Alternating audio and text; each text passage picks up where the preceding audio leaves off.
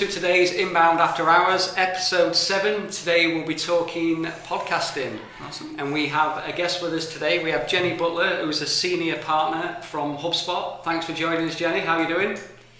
No worries, I'm good, thanks. Thank you for having me. No problem. We've got Ricky and we've got Paul today. Andrew can't make it today, he's a busy man, so it'll just be us three. Yeah, a man down today. So, okay, how's things at your end? All good, busy, good. HubSpot side is great, and I do a little bit of kind of work with podcasting, as you know, outside, and that's going really well too. So all good, all happy on the Emerald Isle.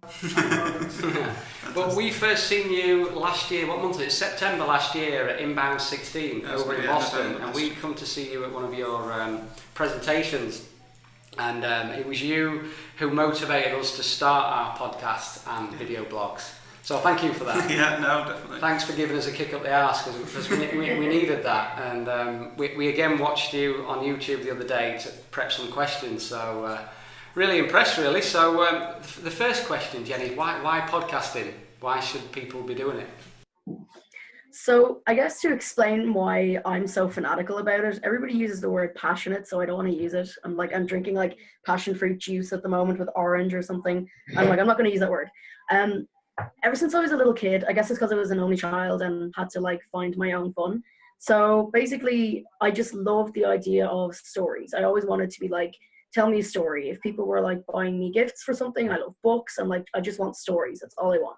So from that, it kind of stemmed into, I love how the idea of your voice can do so many different things. So like when you're small, it can soothe you. So somebody can pick you up when you're crying, but like, it's okay. And it soothes you. But it's their voice that calms you down. And when you really think about it, it's like, if you want to get into the science part of it, you can totally hear people's voices when you reach a certain point when you're not born yet. And like, that's the coolest thing. Like you can hear somebody talking to you before you're even, in the world technically. And that just fascinates me, that you can actually be like, I guess, present in that and cognitive of that when you're so like young, I guess. Mm-hmm. And so when I was younger, my dad had like a little voice recorder. So he used to record memos and different things when he'd be going around the house, reminding himself to do things or whatever. So I decided one day, these were like back in the day. So these are on actual little tiny tapes that have the little film of tape in them. And I decided one day, I was like, oh, I want to do that, but I want to do the news. So I wanted my own radio show. So I called it Gen FM because I was a really creative kid with names at the time. And I lined up all my teddy bears and made my dogs sit there next to the teddy bears. And I had Gen FM. And it was just like, now it's time for the news with Jen. Here's another song from Jen. And it was all this crazy, over-exaggerated voice and everything. And so my dad went to record something one day and, or to play back something rather that he had recorded. And it was just like, hi, it's Jen, in a much squeakier voice, of course. And then it was like, and then occasionally he would just be like, wait, come back, because the dog would try to leave. So, it's, I'm just fascinated by it. I can't explain really why I'm fascinated by it, but I am. And so that transitioned into me wanting to tell stories in an audio format, I guess. So that brought me to podcasting, radio documentaries, lots of different little projects that I like to work on. So it brought me into that field of things.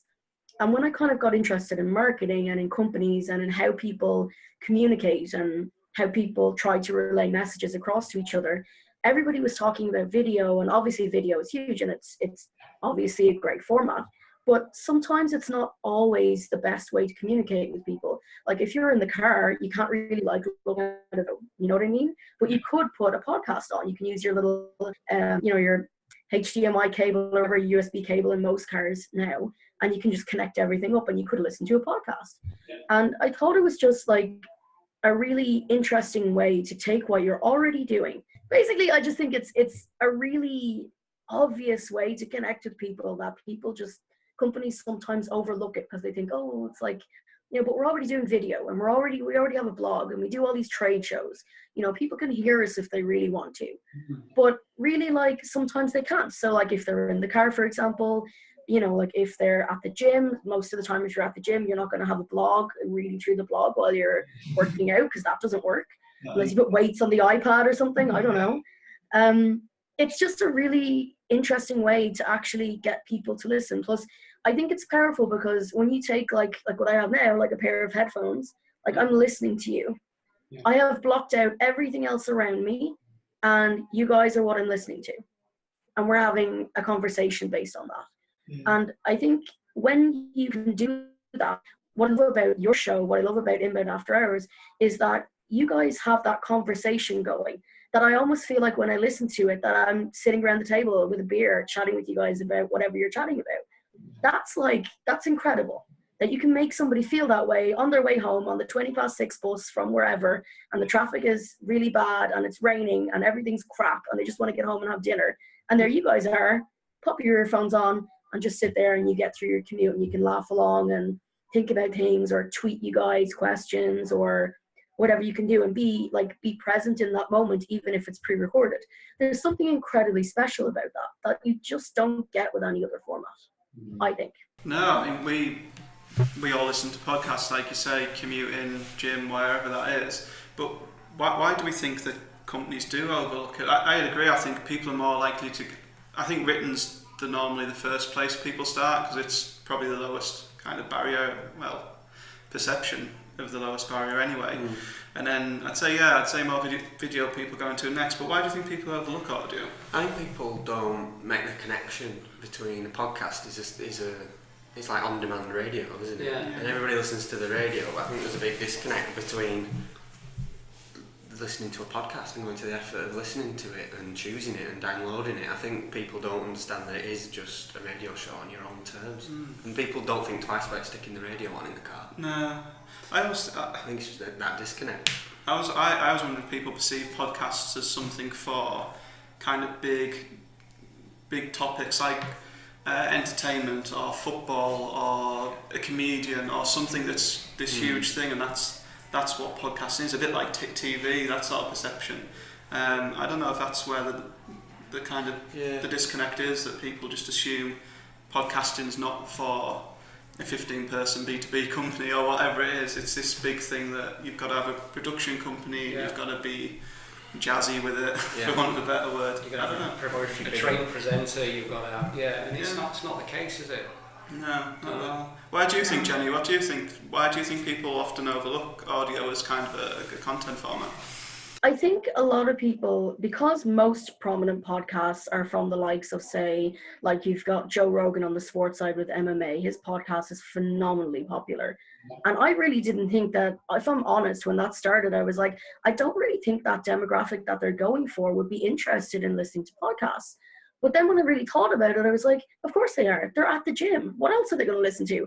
If they don't want to listen to music, they can totally listen to Joe Rogan's podcast. And it works so phenomenally well for him.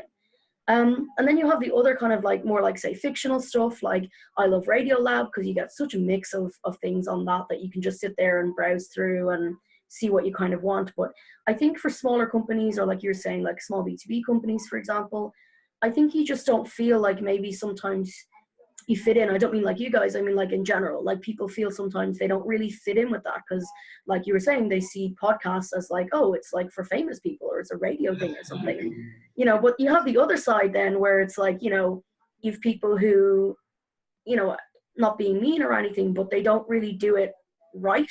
And so you have the other end of the scale where you just get people who are basically like, look, I don't think I really want to be, I don't know if I can do it well enough, but I can't be Joe Rogan. And if I'm not getting 1 million downloads, is this a failure?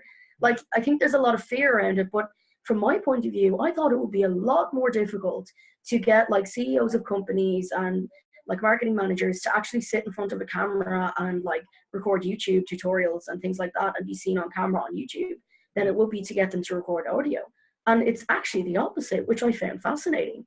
They're more afraid of their voice than they are of like, sitting behind something and just sitting there on camera.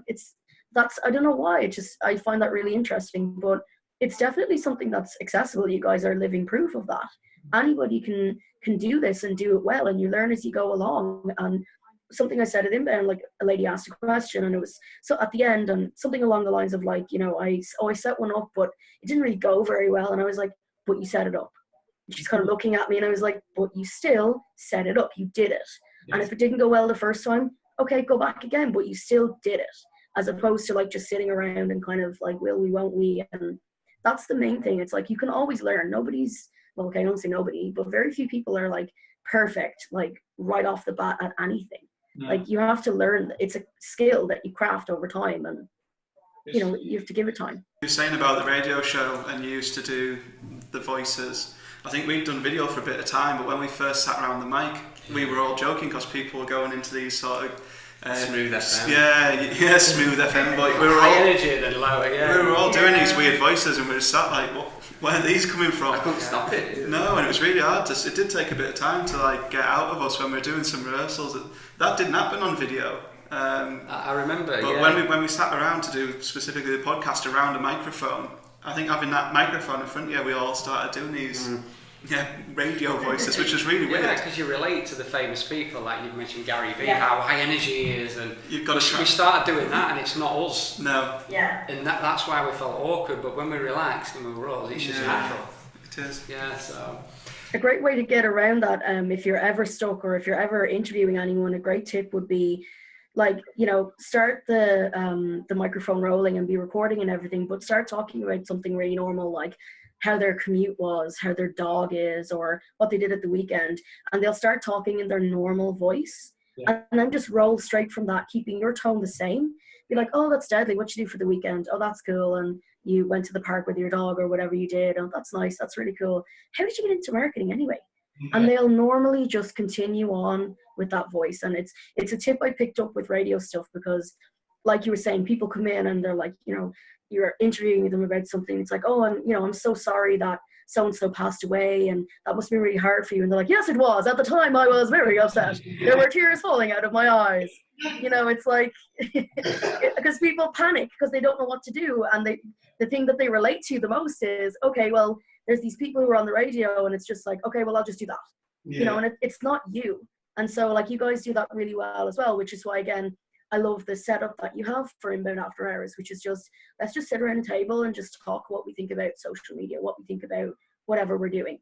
That's the way to do that, and to build an audience based on it, because people feel like they're right there at the table with you, having a beer, chilling out, talking about whatever it is. It's a great way to do that. Because I'm really interested in digital and marketing, I've listened to podcasts for years, and I didn't think anyone else did. It wasn't until I started asking my friends. My sister listens to one, and I'm like, wow. Normal people listen to podcasts. Yeah. And, well, I mean normal because we're a bit geeky, aren't we? We're into no, tech. Definitely. And then we hold a Manchester Hug, which is an event monthly, and we start speaking to other marketing managers, and our personas are visiting all them are listening to podcasts. Yeah. So that's when our ears pricked up and thought, wow, this is our personas are listening. That's to the disconnect podcasts. I meant earlier. I think everyone thinks nobody listens to them. Yeah, but they're so popular. I remember seeing a tweet from someone, I can't remember who it was now, but he put about 6 months ago, I went, podcasts are popular, who knew? And everyone's listening to them. Yeah. It's like, wow, let's get on it. So we agree with everything you say there. And it makes sense, doesn't it? Because every other entertainment format's going that way. Yes. Music's, you download what you want, you don't listen to the radio anymore. No. TV, you choose what programmes you want. Yeah. So why wouldn't this be the same? It is, yeah. Exactly. On demand. On demand, exactly. Inbound After Hours. We've had a few challenges regarding equipment, audio, setup. Any tips you could give us? What do people need to start? The basics. What I would say, if you're starting from absolute scratch, and this is something that we chatted about a little bit earlier, before we started recording this podcast with you guys, was just literally take your iPhone or your smartphone or whatever you have, plug your earphones in, go into a room by yourself, and just start talking about anything you want, whatever you want to talk about. I think getting the fear out of the way is the first thing to do, because people have this misconception as well when it comes to editing. They can normally get their head around like the microphone side of things. Like, what you're using is perfect. It's a Yeti. They're brilliant. They're just a USB mic. They're perfect for what you need right now. There are microphones that would be like, you get a much better, I guess, a crisper, much better broadcast quality sound, if that makes sense, without sounding like too like weird or about it. But like, it's, you know, but they're perfect. We had them at Inbound. We had the Blue Yeti model at the Inbound podcast booths. And they're perfect for what you need. That's exactly where we got that. What's that one? I'll write that down. There you go.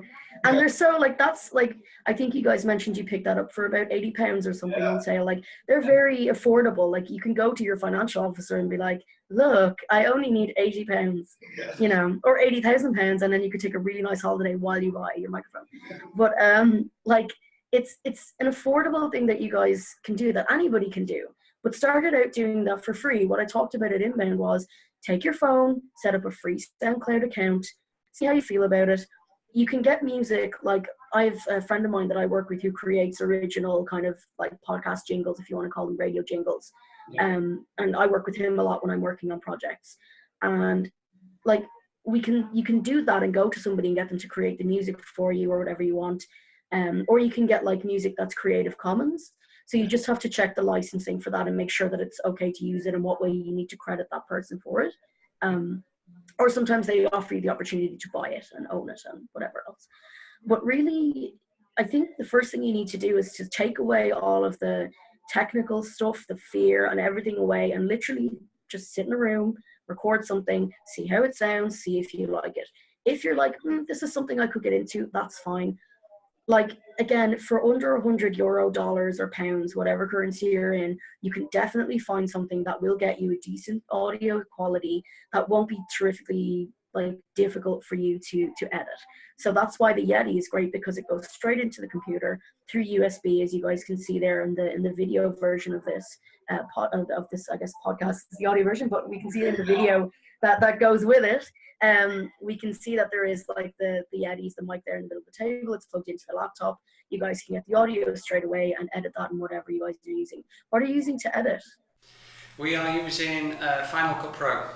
Yep. So we throw the video in there. Rather than going straight to audio, as you know, we do the video, which is a video vlog. Yeah. And then we throw that in Final Cut Pro, we got multicam, and then we save out the audible version. Yeah. What are people using who go, so say, obviously we're slightly different with doing the video and the podcast at the same time. What are people using for audio editing that just do purely audio? What's your recommendation for people on that?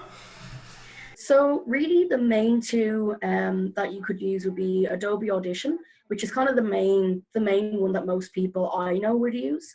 Again, you have to, it's Adobe, so you got to pay for it, but it is worth it. It does give you everything that you would need to make that broadcast quality. But if you're starting out, there's a program called Audacity, which is free, that you can download, and it's perfect for starting out. It's actually a great way to just find your feet. I think editing is where people get a little bit frightened. Like, okay, I can record it and press stop and start and I can do that part.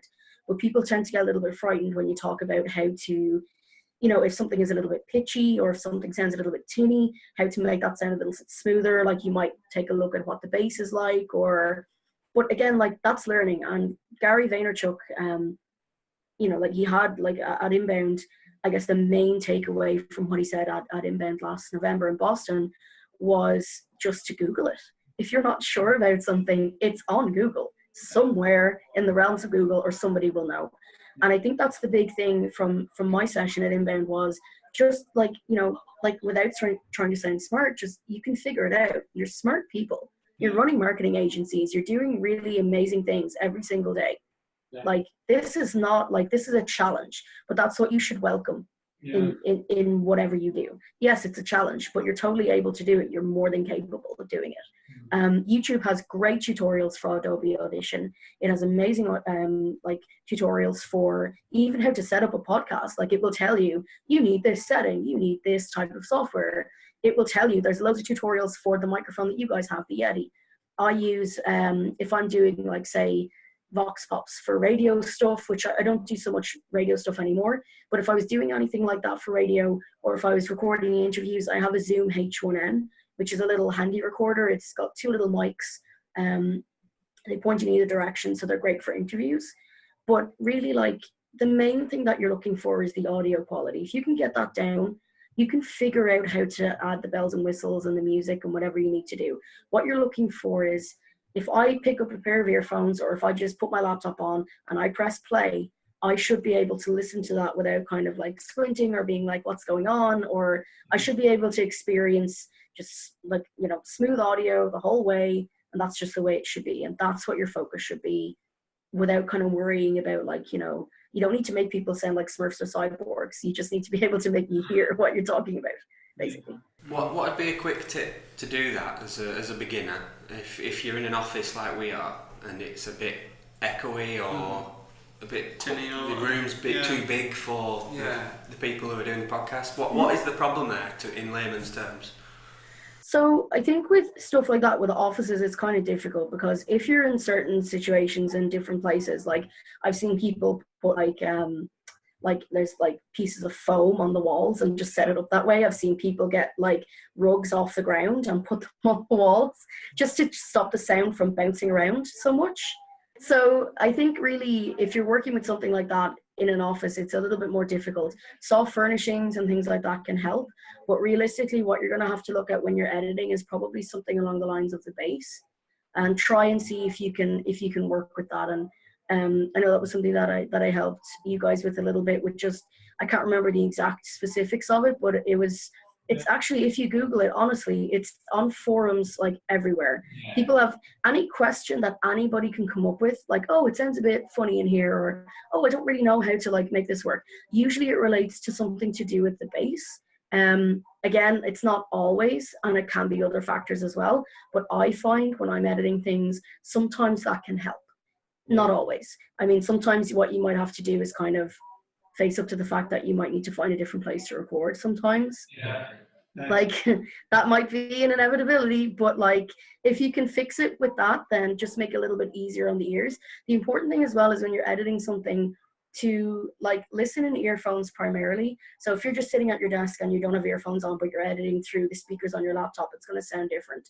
Most people are going to listen to your audio, your podcast audio, and your video too, through headphones. So make sure that you have a pair of headphones on that you can hear it that way, and then just try without the headphones as well, just to see if there's like a massive difference between the two. But again, your target audience are going to have headphones on. Yeah, it's like the old wives' tale probably about was it Pink Floyd or somebody? They did their album and then they'd go and listen to it on the little stereo outside in reception. Oh really? Just to see how other people. To see if it sounded, It's logical though, isn't it? If most people are headphones, you should edit and listen to it with headphones. I know you do that, Mark. But when I'm proofing them after you send them round, I actually put them on my speaker. And that's I'm not getting the same experience as 99% of people, am I? Yeah, I've just learned through experience, through years of video animation with the audio, listening on headphones, but I think that's a great tip for the listeners. Something we there's still take for granted. loads that I need to learn as well, and I'll never, like it was the same with inbound, it's the same at anything that I speak at. I'll never stand up somewhere and be like, oh, I know everything, I can tell you all the answers. But if I don't know the answer, I'll be the first person to be like, I don't know. Who knows? And that's why I'm big into skill sharing. So like if anybody knows the answers to something that I don't, or if there's somebody in the room who knows the answer, this happened at inbound, I didn't know the answer to something, so I was like, well, somebody in this room probably does, and we skill shared it out and we got the answer. It's like, just be humble about it as well. It's like in any industry, even if you guys are at a networking event and it has nothing to do with podcasting, or it's just an industry event and somebody's like, oh, we're having a bit of trouble with like getting leads through this campaign or something or other, and if in the back of your mind you're like, I kind of know like how they could get around that, like share that. Like you're already well on your way to being thought leaders, like you're already established in what you're doing, and if you are, share that back. Like that's how everything works. Everybody should grow together. Not everybody will grow at the same rate, and that's fine, that's life. But if you can help somebody along the way, like that's why I'm really like, I don't appreciate when there's a situation where, like, especially with audio editing or anything where it's like on the techie side where people are just like, oh, like, well, I'm sure if you just learn it or whatever, it's like, yeah, okay, you need to learn it, but I'll help you. Like if I can figure it out, and I'll tell you what I did and how I did it, and I'll explain what I did or what I think you should do. Like, be that person. And that's also how you grow as a thought leader in your industry. Be that person. Be the person who helps somebody else, but also inspires them to help themselves. That sounds so goofy. I'm trademarking that because I'm going to be on the New York Times bestseller list of that book, I'm telling you. But yeah. I think just add value. We even discussed, truth be known, we said, shall we disclose everything in these podcasts? Because we know other agencies are going to be listening. We said, yeah, absolutely. Just give 100% value, share with everyone, and We've been. Yeah. I said, I don't know if it was last time, I said it, if you don't tell them, Yeah. they'll go find it somewhere else. Yeah, they'll find it somewhere else anyway, so just... There's no secrets with the internet, is there? Everything's out there already, so you might just be the one telling them about it. Yeah. We run the Hug event in Manchester as well, and that's very similar. Like 50-60% of the room in there are other agencies, and we're getting up there saying, we did an experiment on blogging and this worked really well for us. We tried putting the CTAs at the top of our blogs instead of the bottom, and this got us more leads. Yeah. Knowing that we're telling other agencies how to get more leads, which are competitors with us, but it all comes round. It does. It does, definitely. It does, and I wrote something down. You mentioned thought leaders, which is an authority within your niche. So I suppose that's the point of all this, really, doing the podcast. So prospects will listen and think we are an authority. It doesn't matter what line of business you're in, it's being a thought leader. Yeah. That's kind of that's like the journey that everybody's on. That doesn't matter what industry you're in. Like, I mean, I don't know, like whatever you want to say, like, are McDonald's a thought leader for fast food? I don't know. But, you know, like you want to be that person when you think about your particular industry, rightly or wrongly, that you think, you know what, even if you meet somebody and you're like, oh, I really just do not like that guy, but he's really good at what he does. Like we've all met those people, right? Like it's like you meet them or they speak at an event and you're like, but yeah, you know, they know what they're doing. So I think it's just about, again, like when you're sharing knowledge like that, and it's great that you guys do that at the Manchester Hub as well. Don't forget as well, like when somebody's new or somebody sets up a new agency and they're just finding their feet, they have the talent and the tenacity to set that agency up. Yeah. So, you know, they also had the gumption to go out there and try. And I think if they have that, they might also have skills that you guys like might need at some point in the future. Like you guys are doing what you're doing really well now, and maybe at some point in the future there might be some project that you're working on where you're like, oh, remember those guys who set up doing that exact niche thing 2 years ago and they're now thought leaders in that? And you end up, it comes full circle. You end up talking to those people in 2 years' time and you're kind of like, like you guys are working on some really cool things. And I think it's remembering those people and remembering to be humble in what everybody's doing, because eventually at some point, especially like Manchester's probably like Dublin in that it's probably a small enough kind of tech scene and most people know most people and that's just the way it is. But I think if you approach everything like you guys do with skill sharing and knowledge sharing, you don't have to give them your book of business. I'm not asking anybody to be like, here, you know, make us go bankrupt. You know, I'm like, you know, but share. Like, they're, again, like exactly what you said. It's like, they're going to find that out. They're going to go somewhere and find that out somewhere else. Why shouldn't they find that information out from you in a really nice, friendly way so that if you guys ever need each other in the future, you can just make a phone call?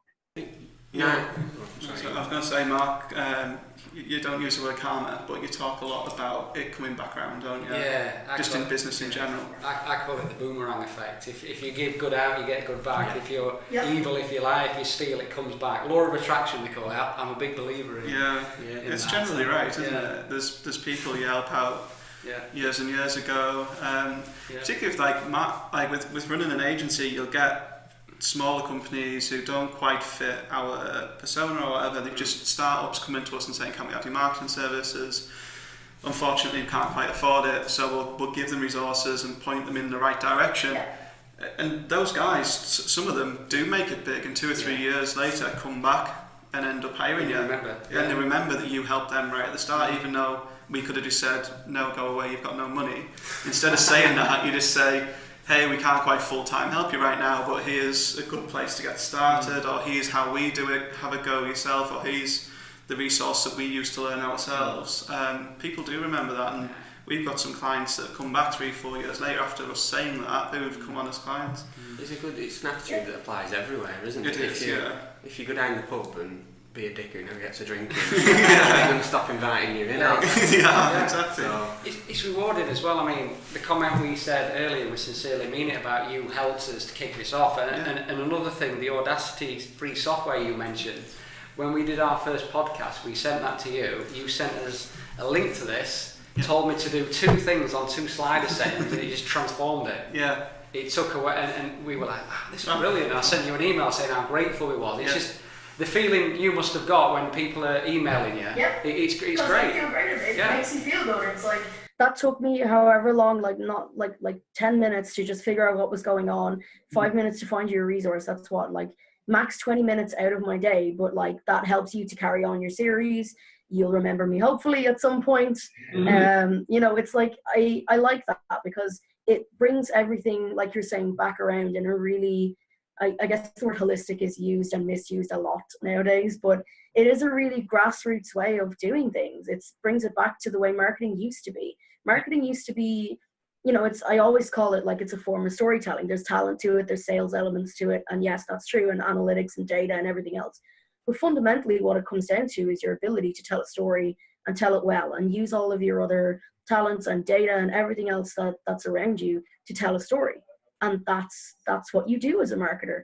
And as a marketing agency, you do that on behalf of your clients. And a lot of people have a problem with that when I'm like, oh, you know, you do marketing, and I'm a marketer at heart. And I always say that specifically, I'm a marketer at heart. It's what I do. And everything that I do on that basis, I'll try and do with the best interests of people to the forefront. But when you put that into a context of being a storyteller, some people are like, oh, but I went to college for like 4 years. I have a master's in marketing. I'm not a storyteller. You're like, well, if you weren't a storyteller, you wouldn't really be working in marketing. You wouldn't be as successful as you are. Like it or not, that's a skill. Not everybody can do that. It's not like a job that everybody can pick up and do. You either have that gift or you don't. And it's just about learning that, cultivating it. It's a craft that you learn. One of the things I've been thinking about a lot recently, particularly while we've been talking, is all of the challenges and reasons why people don't get started in podcasts are actually a great reason to do podcasts, because inbound's 10-year-old or whatever it is now. Blogging's actually quite noisy in most industries. If people aren't actively doing a lot of podcasts in a lot of industries, you go and do one, you instantly stand out. We've already discussed that people are listening to podcasts. People are scared of doing podcasts, so if you can step up and do it in your industry, there's a good chance that you're going to get traction. So obviously in industries like ours and like SaaS, like HubSpot, there are competitors in podcasts, but for, I don't know, if you're a law company or a manufacturing company or whatever it is, the chances of having another competitor doing a podcast are probably quite slim. Thinking about clients, there's probably only one event company. Everyone else will probably have. If they go and do it, they go and clean up, wouldn't they? So it's huge advantageous to do it. I mean, we've actually put that on our service list now to offer podcasting to our clients. So if they want us to come in, ask a question, set the gear up, do it, edit it, and we're offering. And that's the thinking behind it, isn't it? It's just another way to get your story out, as Jenny was saying, but it's undervalued because, like we've discussed, everyone's listening to them, but very few people are doing them. So it's such good value in podcasting, isn't there?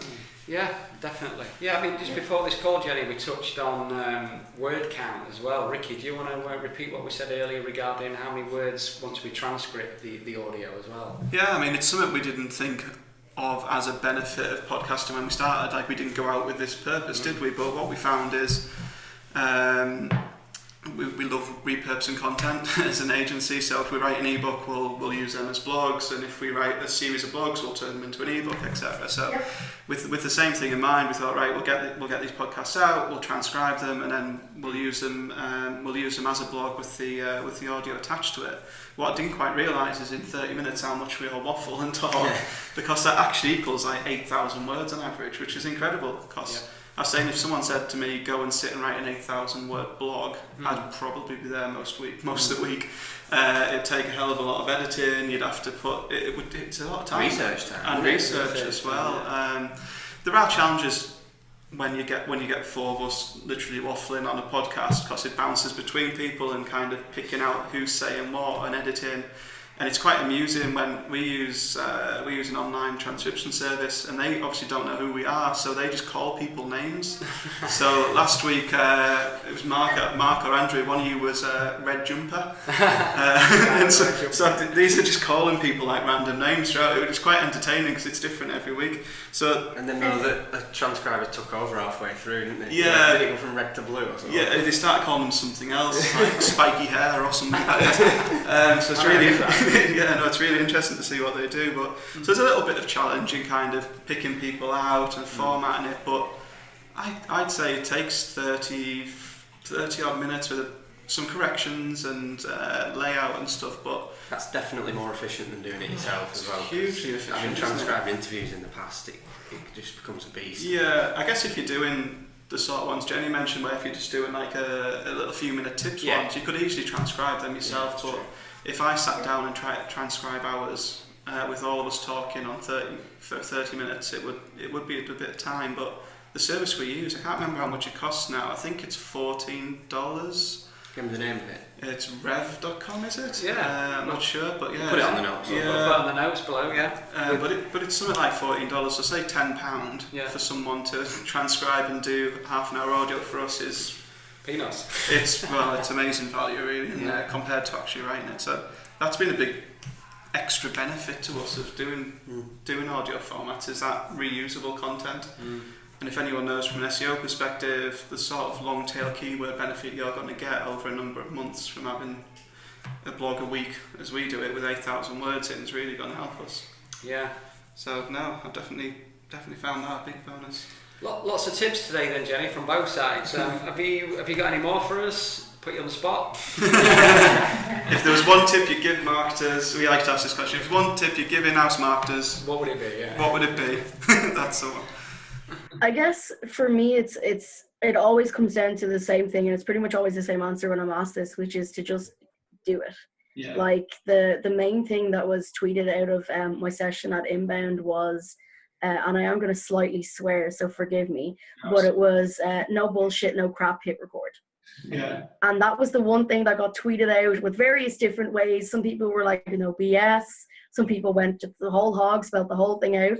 And it was just something that randomly came out where I was trying to just explain to people, like, if you take something away from this, it's that you absolutely can do this. You can absolutely do this. It's a challenge, but that's what you're made for. That's what you're doing your job that you do for. Marketing is not an easy job.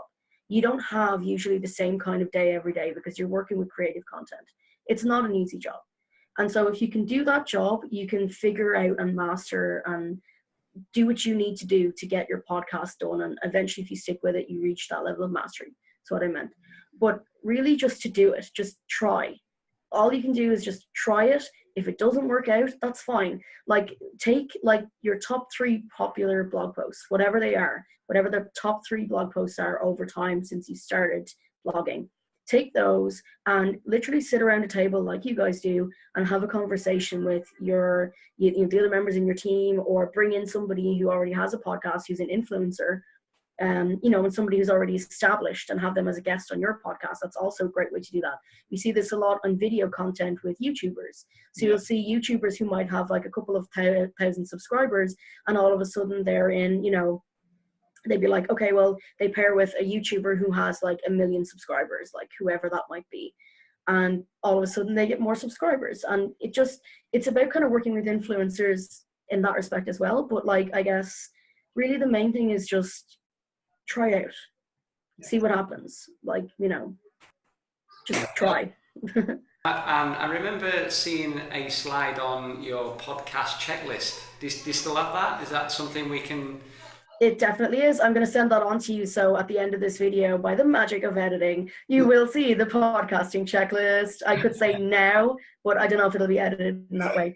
But there it is, wherever it is now, by the magic of editing, there it is. I will send that on to you, absolutely no problem. It's a very short checklist.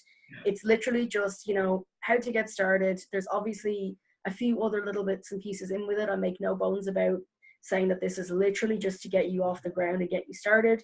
If anybody needs to connect on Twitter, LinkedIn, whatever you need, let me know. If anybody has podcast links that they want to send to me, I want to hear the podcast, so let me know. And yeah, just keep growing it as a medium. It needs to get a lot more attention and gain a lot more traction. And who knows, you'll be the next Joe Rogan of marketing. I'm secretly hoping this is just one slide with a checkbox in that just says "Get started." Get started. get shit done. Yeah, that's it. That's the podcast checklist. Yeah.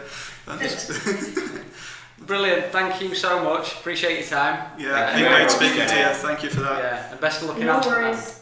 Thank you very much, and congratulations on your podcast series. It's really impressive. I love that the way you guys just sit around a table, chat it out. It's a really great format, and I wish you all the best of luck with it. It's cool to see that you guys have got it off the ground. Fantastic, thank you. Okay, great. Well, keep Speak to you in next touch, Jenny. Thank you. Bye, Take guys. care. Bye-bye. Bye.